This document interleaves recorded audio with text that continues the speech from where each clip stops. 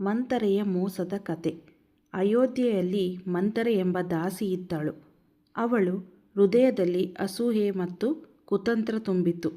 ರಾಜ್ಯಾಭಿಷೇಕದ ದಿನ ಶ್ರೀರಾಮ ರಾಜನಾಗಲಿದ್ದಾನೆ ಎಂಬ ಸುದ್ದಿ ಕೇಳುತ್ತಿದ್ದಂತೆಯೇ ಅವಳು ಕೋಪದಿಂದ ಉರಿದುಕೊಂಡಳು.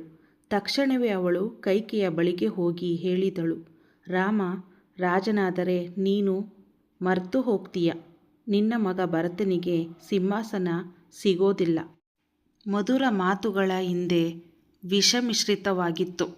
ಅವಳು ಹಳೆಯ ವರಗಳನ್ನು ನೆನಪಿಸಿ ಕೈಕೆಯ ಮನಸ್ಸನ್ನು ಸಂಪೂರ್ಣವಾಗಿ ಬದಲಾಯಿಸಿದಳು. ಅದರ ಫಲ ರಾಮನಿಗೆ 14 ವರ್ಷದ ವನವಾಸ, ಒಂದು ರಾಜ್ಯದ ಸಂತೋಷ ಕಣ್ಣೀರಿಗೆ ತಿರುಗಿತು. ಅಸೂಯೆಯ ಬೀಜದ ಬೀಜ ಇತಿಹಾಸವನ್ನೇ ಬದಲಿಸಿತು. ವಿಡಿಯೋ ನೋಡಿದ್ದಕ್ಕೆ ಧನ್ಯವಾದಗಳು. ನೆಕ್ಸ್ಟ್ ವಿಡಿಯೋ ಸಿಗ್ತೀನಿ. Thank you.